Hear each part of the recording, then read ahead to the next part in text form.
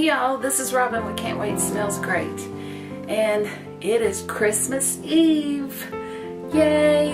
Santa Claus will be here before you know it, so if your youngins are watching, they better get in the bed. All of us better, because I still believe in Santa Claus. So one of the traditions that we used to have when the kids were little and everything, we would always put out cookies and milk for Santa Claus, and we would sit down and we would read "'Twas the Night Before Christmas."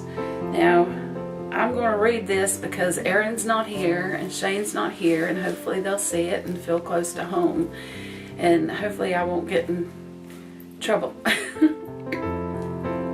So, 'twas the night before Christmas, when all through the house not a creature was stirring, not even a mouse.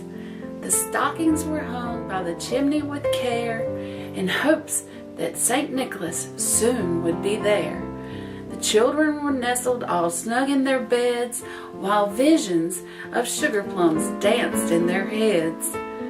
And Mama in her kerchief, and I in my cap, had just settled down for a long winter's nap.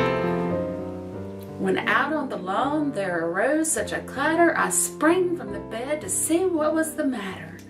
Away to the window I flew like a flash, tore open the shutters and threw up the sash. The moon on the breast of the new fallen snow gave the luster of midday to objects below. When what to my wondering eyes should appear but a miniature sleigh and 8 tiny reindeer, with a little older driver, so lively and quick, I knew in a moment it must be Saint Nick.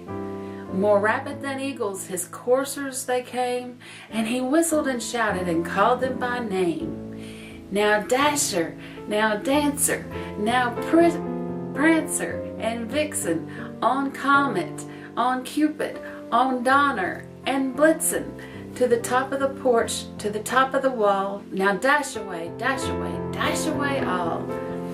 As dry leaves that before the wild hurricane fly, when they meet with an obstacle mount to the sky, so up to the housetop the coursers they flew, with the sleigh full of toys and St. Nicholas too. And then in a twinkling I heard on the roof the prancing and pawing of each little hoof. As I drew in my hand and was turning around, down the chimney St. Nicholas came with a bound. He was dressed all in fur from his head to his foot, and his clothes were all tarnished with ashes and soot.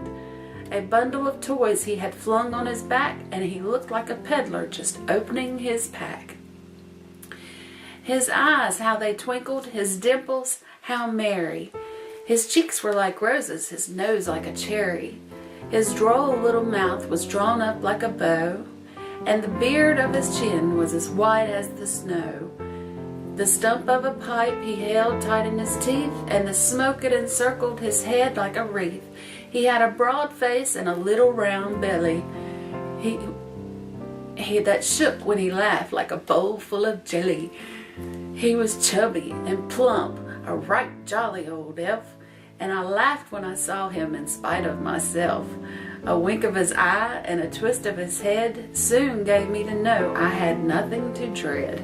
He spoke not a word, but went straight to his work, and filled all the stockings, then turned with a jerk, and laying his finger aside of his nose, and giving a nod, up the chimney he rose. He sprang to his sleigh, to his team gave a whistle, and away they all flew like the down of a thistle. But I heard him explain, ere he drove out of sight, Happy Christmas to all, and to all a good night.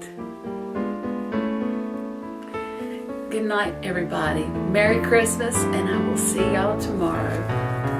Love you, Erin Lee.